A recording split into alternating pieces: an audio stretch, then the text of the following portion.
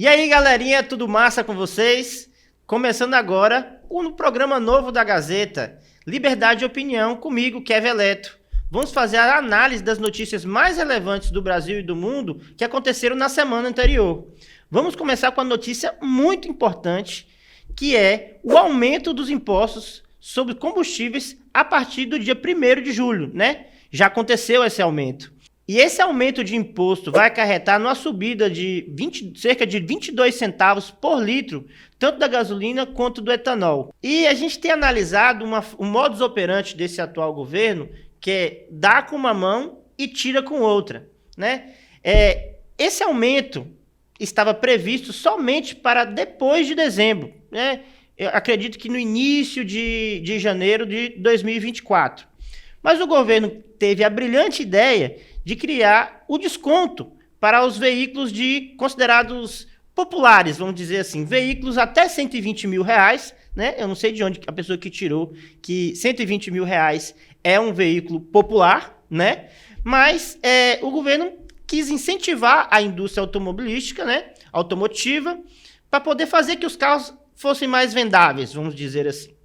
Então, os descontos sairiam de cerca de até 10 mil reais até 2 mil e poucos reais, dependendo do valor do carro. Quanto mais barato, maior percentual de desconto. As falhas do governo nesse ponto foram as seguintes. Primeiramente, deixar claro, eu como uma pessoa liberal, com uma pessoa com uma visão mais libertária, toda retirada, toda diminuição de imposto, ela é bem-vinda. Seja ela feita por um governo de direita, seja ela feita por um governo de esquerda.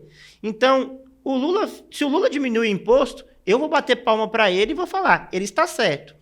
Mas a gente tem que analisar, falando do Lula, a gente tem que analisar o que ele faz. Que dificilmente ele faz uma coisa boa pensando na população. Então, ele resolveu diminuir aumentar o desconto, né, sobre esses veículos, só que ao mesmo tempo ele tirou com outra mão, que foi a notícia inicialmente que eu dei. O desconto sobre os impostos de combustíveis que estava previsto até o final do ano, ele decidiu antecipar a partir do segundo semestre, no caso, 1º de julho. E essa diferença que o governo iria deixar de arrecadar, ele jogou no desconto dos carros. Ou seja, não mudou nada. A população ainda vai pagar esse valor de juros, esse valor em impostos, só que agora nos combustíveis. Só que de uma maneira pior. Quem não comprou carro, quem não comprou o carro com desconto, mas já tinha carro anteriormente, vai pagar por esse desconto que os outros ganharam e ele não. Então, houve uma democratização dos descontos oferecidos nos carros. Ponto negativo dessa situação foi que o governo avisou isso com muita antecedência. Esse último mês de maio foi o pior mês dos últimos 7 anos em vendas de carro. Porque as pessoas sabendo que daqui a poucos dias teria a possibilidade de comprar um carro novo com desconto, as pessoas seguraram as compras de carro. Outro problema que ocorreu é que o governo dividiu em 2 etapas essa questão dos descontos. Os primeiros dias seriam para as pessoas físicas. Até o dia 20 de junho, seriam específicas para pessoas físicas comprarem os carros. A partir do dia 21, pessoas jurídicas poderiam comprar. E o maior comprador de carros, pessoas jurídicas do Brasil, são as locadoras. Então, houve uma retração. As locadoras não estavam comprando carro no início do mês de junho. E quando estava se aproximando do dia 21, que elas poderiam estar comprando, o governo deu mais 10 dias exclusivos para pessoas físicas comprarem o carro. Então, as locadoras ficaram impossibilitadas de comprar veículos naquele momento. Outra coisa que o governo fez foi determinar a quantidade de subsídio que ela ia dar sobre esse desconto. O valor total seria de 500 milhões, que na semana passada foi aumentado, né? Teve um upgrade de mais 150 milhões, finalizando assim, então, em 650 milhões de reais de valores de desconto. Com essa mudança nas datas, nos dias específicos para pessoa física e pessoa jurídica, as empresas de locadoras, as empresas jurídicas, ficaram apenas com o final desse projeto. Então, elas estão somente nessa semana podendo adquirir carros, o que atrapalhou todo o processo dessas empresas e provavelmente eles não conseguirão comprar a quantidade de carros que eles queriam. O governo que inicialmente estava estipulando que esse valor iria durar cerca de 2 a 3 meses, falhou miseravelmente, porque esse valor deu somente para pouco mais de 30 dias. Então, bem provável que nessa primeira semana de julho, esses descontos irão terminar, pois os valores que o governo conseguiu disponibilizar para dar esses descontos já vão ter sido finalizados. Então, voltando para a notícia inicial, que está lá no portal da Gazeta, a partir do 1º de julho, o governo aumentará impostos sobre gasolina e etanol. O governo fez uma nova, vamos dizer assim, uma pedalada. O governo petista adora uma pedalada. Eles diminuíram cerca de 13 centavos por litro no valor dos combustíveis nas distribuidoras. Então, o valor que a distribuidora envia os combustíveis para os postos de gasolina, esse valor diminuiu cerca de 13%. Como o imposto agora, que foi aumentado, aumentou cerca de 22 centavos, então nós temos uma diferença aí de 8 centavos por litro de gasolina. Então o governo, através de canetada, ele tenta suprimir, minimizar o impacto desse reajuste de imposto sobre os combustíveis que o brasileiro consome diariamente. Então nós temos aí dois problemas. Nós temos o problema do aumento de imposto, como eu falei para vocês. Eu sou liberal, eu sou libertário, então para mim, no frigir dos ovos, não deveria nem termos a quantidade de impostos que nós temos. Então a gente está aumentando o imposto, mas o governo está diretamente modificando o valor do combustível nas suas distribuidoras. Aí você pergunta, mas por que o governo não pode fazer isso? Gente, entenda. Por que o modelo antes era de pareamento com o dólar, né? Assim aconteceu com o governo Temer, assim aconteceu com o governo Bolsonaro. Então, o combustível seguia o valor do barril de petróleo, que é cotado em dólar, que é a moeda internacional. É uma moeda, vamos dizer, coringa, uma moeda base, que é seguida por todo o planeta, por ser a moeda mais forte, mais influente. Por que tinha-se essa metodologia de formatação de preço? Todo o mercado, toda a cadeia de produção, de perfuração de petróleo, de fazer refino de gasolina e diesel, ele é feito em dólar. Então, todo investimento de maquinário, todo investimento de pesquisas, ele é em dólar, porque são investimentos internacionais. Então, a empresa precisa arrecadar em dólar para poder fazer os investimentos também em dólar. Então, vai seguindo o valor do barril de petróleo, valor esse cotado internacionalmente. A partir de agora que o governo não segue mais essa política de preços internacionais e segue um valor, vamos dizer assim, a Deus dará, que não ficou claro até hoje, o governo não deixou claro como que vai ser essa política, baseado em quê?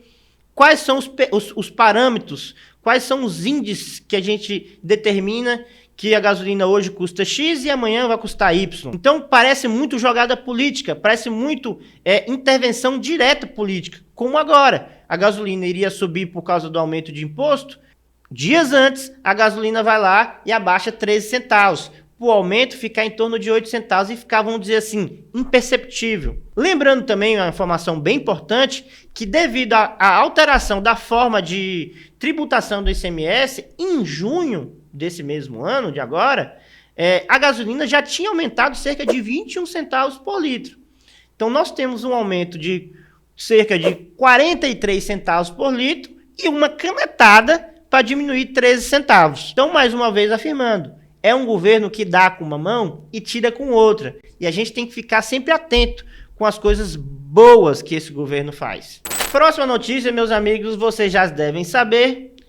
Com placar de 5-2, TSE torna Bolsonaro inelegível por 8 anos. Gente, eu não vou entrar aqui nos melindres judiciais, ou por que Bolsonaro se tornou inelegível, juridicamente falando, porque, primeiro, eu não sou advogado, eu não sou da área jurídica, eu tenho minha opinião sobre esse assunto, vocês podem saber, acho que é uma forçação de barra, acho que é uma perseguição política Acho que é uma instrumentalização judiciária contra o Bolsonaro, mas eu quero convidar vocês a fazer uma análise mais profunda dessa situação. No fringir dos ovos, no fundo, eu acredito que essa inelegibilidade de Bolsonaro, ela é algo bom para nós que somos de direita, para nós liberais, para nós libertários, e conservadores também. Eu sei que tem muitos conservadores que assistem a TV4 e leem as notícias também do nosso portal A Gazeta com 2 T's, né não, Serjão? Sérgio Tripper inventando moda aí na Gazeta. Então, gente, o que eu quero convidar vocês, a análise que eu quero convidar vocês a terem é a seguinte: o Bolsonaro, ele é uma figura que já teve sua vida esmiuçada, as narrativas em seu torno criadas há no mínimo 8 anos. Né? A vida do Bolsonaro é bombardeada diariamente, a dele, a da família dele, com as mais diversas pechas sendo coladas nele. Então é o racista, é o homofóbico, é o sexista, é o negacionista, obscurantista, né? É o cara que não gosta de pobre, é o ladrão de joia, é o miliciano, é o leite condensado, são milhares e milhares e milhares de narrativas. Muitas criadas em torno do absolutamente nada, como, por exemplo, nas eleições tivemos o Bolsonaro pedófilo, porque ele falou pintou o clima, que é uma idiotice tamanha. Nas eleições tivemos o Bolsonaro da maçonaria, que foi feito em cima de uma fake news, uma edição de uma foto, e várias pessoas, inclusive cristãos, acreditaram que Bolsonaro era maçom. Outra idiotice.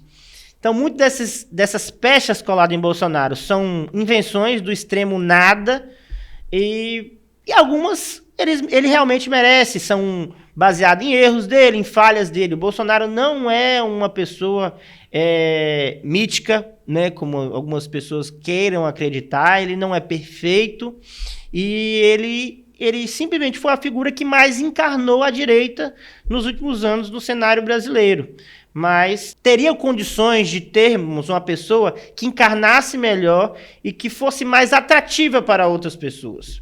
Então, termos a direita nesse projeto de 2023 até 2026, né, na próxima eleição eleitoral, todo o projeto da direita em torno do Bolsonaro novamente, em cima de uma figura que já foi tão massacrada para o público aí fora, eu acredito que teríamos uma chance de novo de perdermos as eleições em 2026. Eu acredito que o Bolsonaro ele foi muito importante naquele momento, no momento de disruptura, no momento de guinada da política brasileira. Ele teve seus créditos, ele politizou as pessoas, ele trouxe a política para dentro da discussão do brasileiro, do dia a dia. Eu falo isso num vídeo, né, no episódio da TV4, no meu programa 3 Elementos, com o meu amigo Rodrigo Marques. Tem uns 2 programas lá, um sobre os erros de Bolsonaro e um sobre os acertos de Bolsonaro. Procura aí no YouTube do canal TV4, tem esses 2 programas lá, bem interessante. Eu esmiuço mais esses 2 pontos do Bolsonaro, mas eu acredito que a gente nós como direita, colocando nossas forças, nosso empenho em torno de uma nova figura, seja ele quem for. Eu vejo muita gente falando do Tarcísio, vejo muita gente falando do Zema, falando do Nicolas Ferreira, falando até de outros nomes, né, que não estão tão em pauta na política brasileira, mas eu acho a possibilidade de trazermos novos adeptos para esse nome, né? Seria, vamos dizer assim, eu não gosto muito dessa palavra, mas seria um bolsonarismo 2.0, seria um bolsonarismo à direita renovada para o Brasil. Eu acho que tem uma capacidade de ser mais palatável para as pessoas que não mais toleram, não mais aceitam o Bolsonaro, e é uma possibilidade de trazer os ideais da direita para essas pessoas que criaram um bloqueio com essa figura política do Bolsonaro. Então, e é uma forma do brasileiro também se renovar. Eu vejo o que acontece com a esquerda. A esquerda, ela se aglutinou, ela se construiu em torno do Lula. Então, existem muitas discussões do que acontecerá com a esquerda quando o Lula não quiser mais ser político, ou quando o Lula até morrer, né? não estou aqui desejando a morte do Lula, mas o Lula já tem uma idade avançada e a morte é uma das certezas na vida. Então, o que aconteceria com o projeto de esquerda no Brasil sem o Lula? E muitos dos projetos de esquerda pelo mundo, eles falham justamente por estar muito centralizados numa figura única, né? A gente vê isso acontecendo, por exemplo, em Cuba, vê isso acontecendo na Venezuela, na União Soviética, na China e na Coreia do Norte. Então, em torno de uma ou duas, ou no máximo 3 figuras, e eles têm dificuldade de expandir isso para outras pessoas, porque acaba que não é difundido ideias, é difundido a figura do político. E o que eu estou propondo aqui é difundir a ideia da direita, ideias conservadoras, ideias liberais, e não a figura do Bolsonaro, e não o bolsonarismo, esse termo que eu não gosto muito, que parece que é um projeto feito em torno do Bolsonaro. E é um projeto muito maior do que isso. E eu vejo algumas pessoas, vi muitas pessoas comemorando nas redes sociais, Bolsonaro é inelegível, políticos aí, mas, sinceramente, acho que eles estão dando um tiro no próprio pé, como eu afirmo. Acho que eles fizeram um favor pra gente e a direita vai vir muito mais forte em 2026. E a amostra grátis que a gente vai ter disso que eu tô falando vai ser em 2024. O PL e a direita brasileira vai fazer um número assustador de vereadores e de prefeituras aqui no Brasil. A notícia de agora, meus amigos, é o discurso de Lula no Foro de São Paulo, né? É interessante essa questão do Foro de São Paulo. Duas análises aqui específicas sobre o Foro de São Paulo o Foro de São Paulo até pouco tempo atrás, eu digo para vocês, assim, cerca de 5, 6, 7 anos atrás, o Foro de São Paulo era considerado uma conspiração da extrema-direita.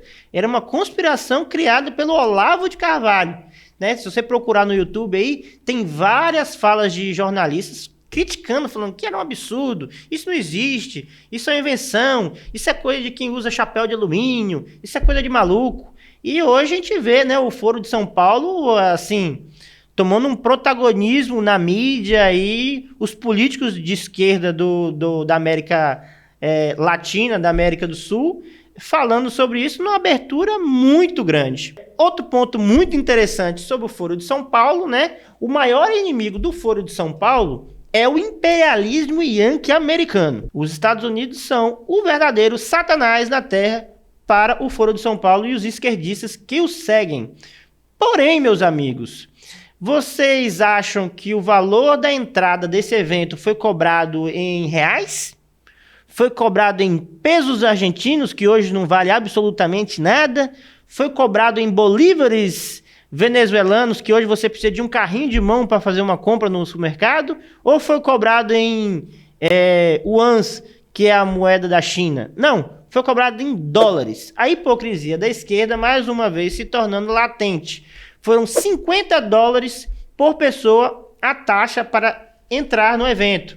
E a taxa para o partido participar do evento era de $250. Ou seja, meus amigos, eles vendem um discurso, como você viu o Lula falando na viagem lá para a China, de por que a moeda da China não é a moeda mais forte do mundo, por que a gente não coloca o real como a moeda coringa para todo mundo usar. Eles criticam o dólar, eles criticam os Estados Unidos, mas eles utilizam a moeda americana. Outra coisa que eles utilizam muito dos Estados Unidos, você pode ver que essa nova esquerda, a esquerda woke, né, que é uma esquerda mais atualizada, mais moderna, mais ligado a pautas identitárias, raciais, sexuais, pode ver, é uma esquerda americana.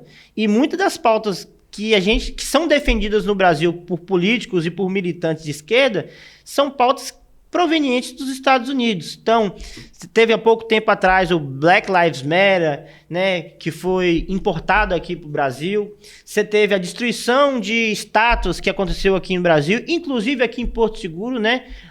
Alguns indígenas no ano passado, em 2022, destruíram a base da estátua do Pedro Álvares Cabral, colocando ele como um exterminador de indígenas, o que é o mais absurdo falar isso em termos históricos, porque Pedro Álvares Cabral passou apenas alguns dias aqui no Brasil e nunca mais retornou, né? E não tem relato histórico algum que Pedro Álvares Cabral fez algum mal a algum indígena no Brasil, mas foram lá alguma meia dúzia de índios que infelizmente são instrumentalizados por partidos de esquerda, por ideologias de esquerda, fazer isso com esse monumento histórico e material daqui de Porto Seguro.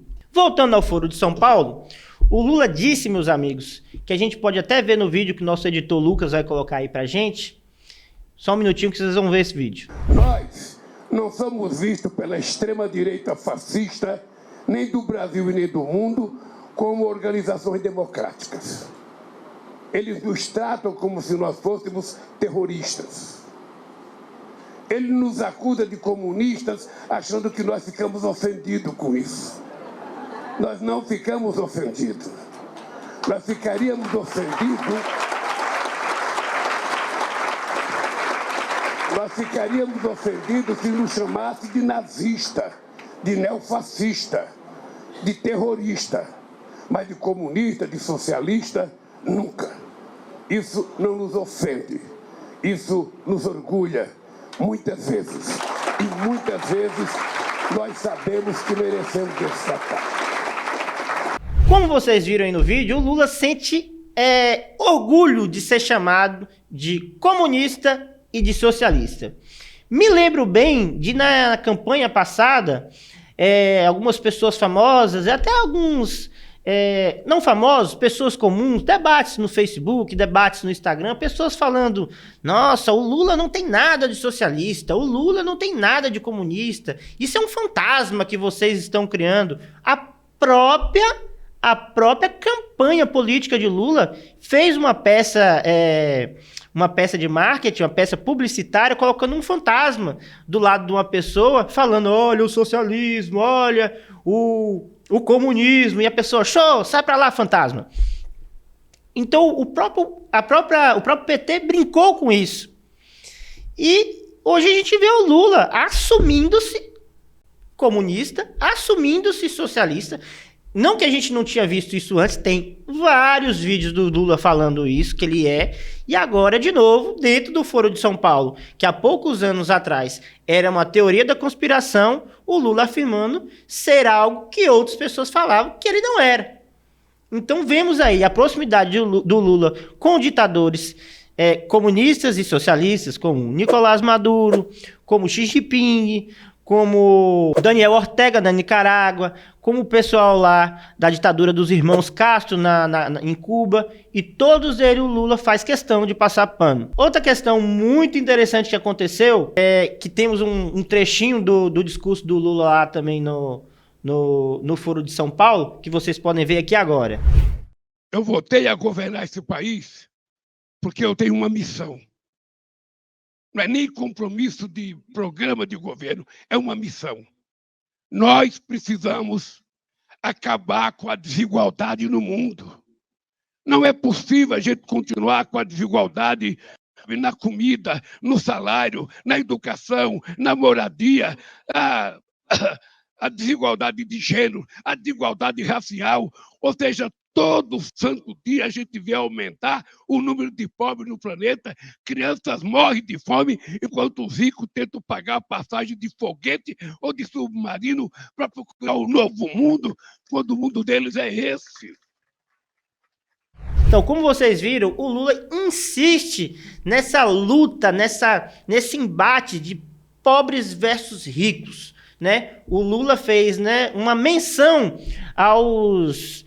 Eu acredito que ele fez uma missão, primeiramente, ao Elon Musk, né, sobre a questão da viagem ao espaço. O Elon Musk, uma das empresas dele, a SpaceX, tem trabalhado para poder levar as pessoas até Marte, um intuito ali, talvez, de colonizar Marte. E falando também sobre os bilionários que, infelizmente, morreram naquele submergível que estava mergulhando para poder... passar próximo aos destroços do Titanic. E, juntamente com o Lula não está sozinho nessa briga de bilionários versus a população, quem passa fome versus os ricos.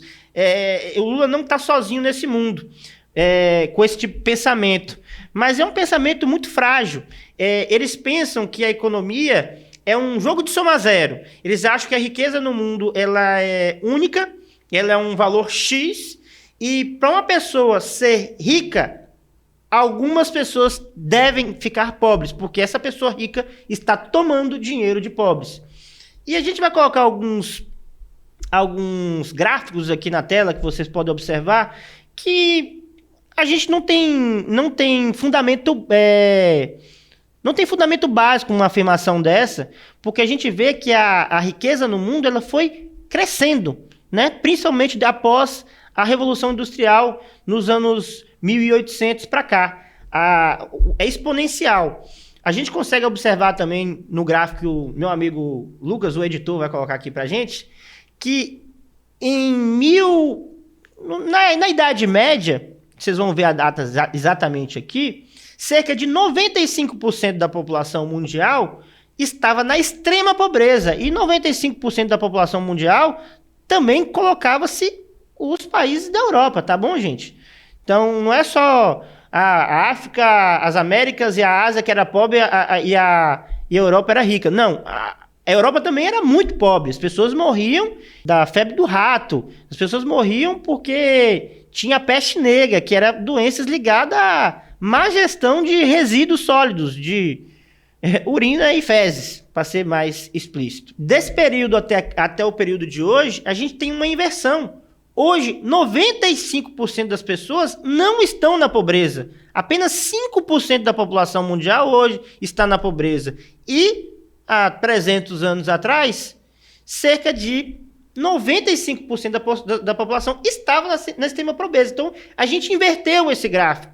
Então, fica provado aí que a riqueza ela é criada. A riqueza ela é multiplicada ao decorrer dos anos. E o que multiplica essa riqueza?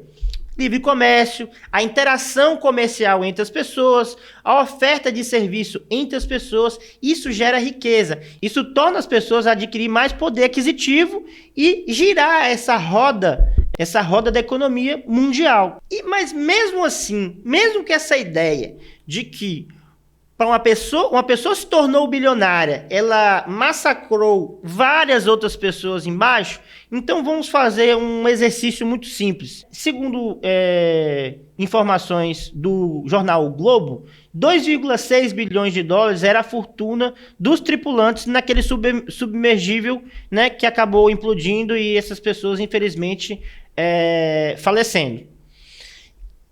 2, bilhões de dólares. 800 bilhões de pessoas hoje no mundo passam fome. Esses são dados de agências internacionais. Segundo o Banco Mundial, 1,90 dólares por dia é uma pessoa que vive na extrema pobreza. E 5,50 dólares por dia é uma pessoa que vive na pobreza. Então, se a gente pegar 2,6 bilhões de dólares e dividir, pegar toda essa riqueza desses homens que morreram nesse submergível e dividir sobre os 800 milhões de pessoas que passam fome no mundo, nós teríamos a bagatela de 3,25 dólares por pessoa em apenas um único dia. Esse dinheiro iria fazer uma pessoa da extrema pobreza sair da extrema pobreza por apenas um único dia. Então, gente, isso é um mito, isso é uma falsa afirmativa dizer que se pegasse, não deveria existir bilionários, não deve existir pessoas ricas. Aí você pega falas bizarras do Lula nas suas lives, falando, pensa aí uma cidade que tem pouca gente rica e muita gente muito pobre. Agora pensa uma outra cidade que todo mundo tem pouco dinheiro.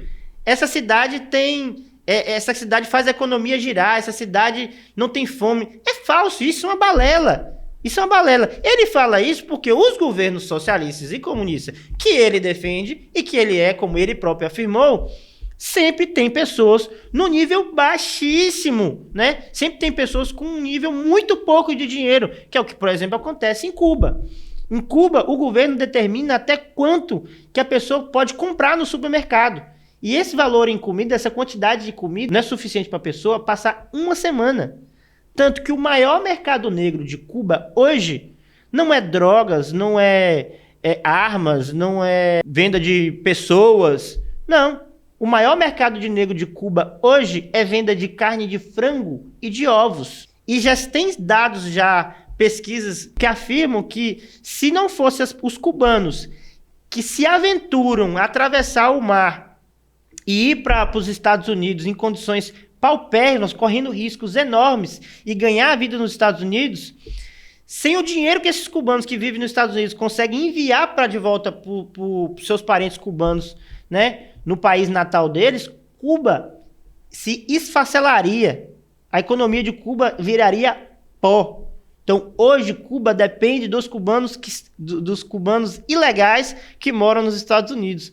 O que é hilário, né? Porque eles lutam contra o imperialismo yankee. Então, podemos ver aqui as falas bizarras do presidente Lula, tanto sobre a questão da extrema pobreza, de jogar ricos contra pobres, não precisa de bilionários, bilionários têm que morrer, essa baboseira toda.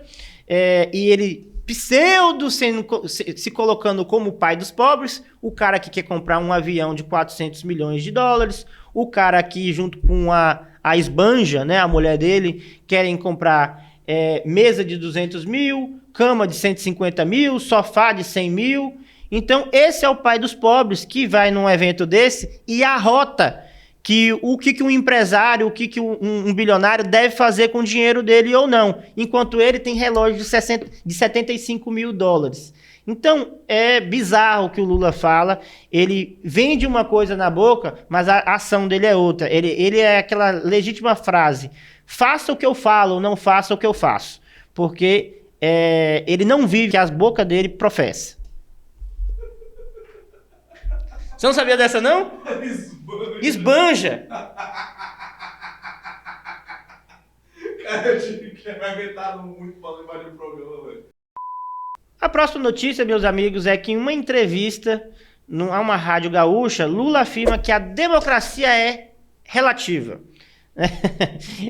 Parece até uma piada isso, né? Como se a democracia pro Brasil fosse uma coisa, né? E ele até afirma no vídeo. Vamos colocar o vídeo aí para vocês entenderem melhor o conteúdo da fala do Lula.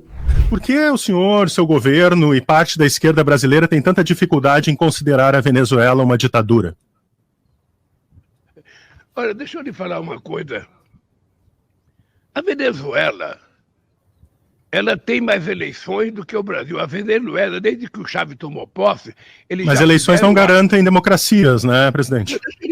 Deixa eu lhe falar uma coisa. O conceito de democracia é relativo para você e para mim.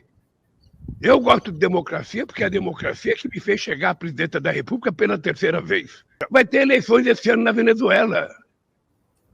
Vai ter eleições, a Rádio Gaúcha pode mandar uma equipe lá para saber se ela vai ser legítima ou não. Presidente, eu fui preso na Venezuela 3 anos atrás, então acho que o senhor diria hoje que a Venezuela é uma democracia? Deixa eu lhe falar uma coisa.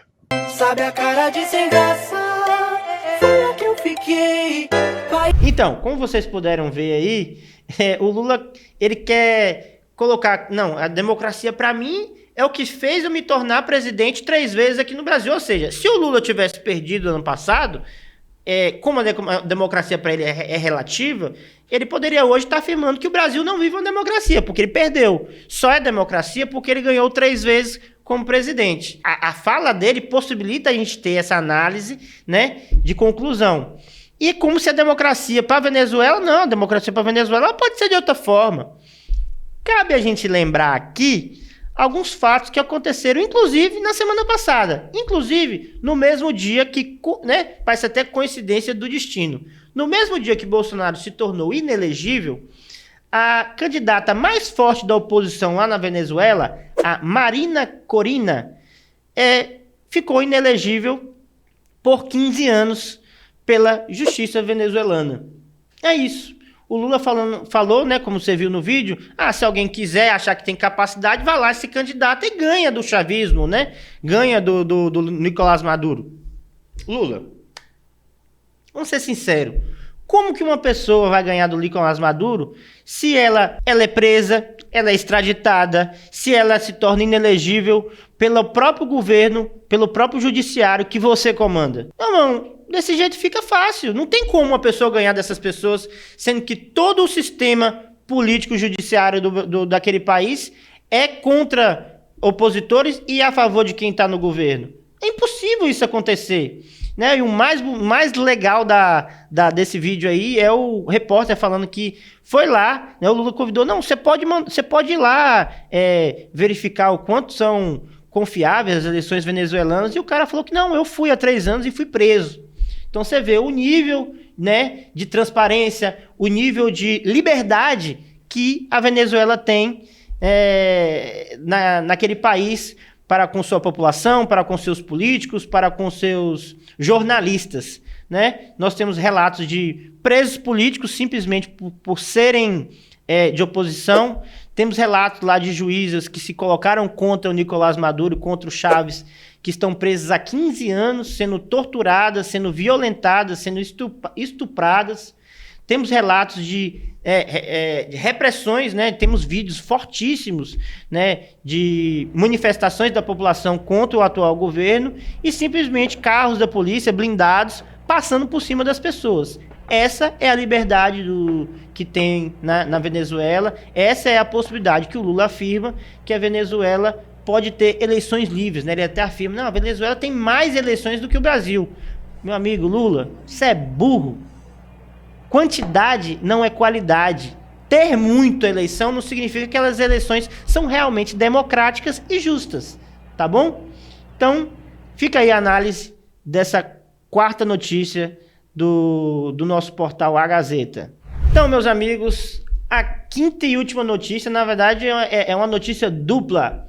Na verdade, não vai ser uma emissão de opinião, é mais uma indicação. Então, gente, são 2 artigos feitos pelo Vinícius Brandão, meu amigo pessoal, que eu tenho tanto a carinho e apreço.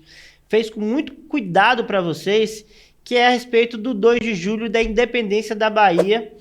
E o primeiro artigo que ele fez chama A Bahia celebra o 2 de julho, a verdadeira independência do Brasil. Após uma persistente e corajosa resistência, as tropas portuguesas finalmente se renderam em 2 de julho de 1823. E o outro artigo que ele fez, gente, já é com uma visão mais de frente às forças femininas que permearam essa data histórica do Brasil e da Bahia. O nome do artigo é A Força das Mulheres da Independência da Bahia, Maria Filipa, Maria Quitéria e as Máscaras de Salbara.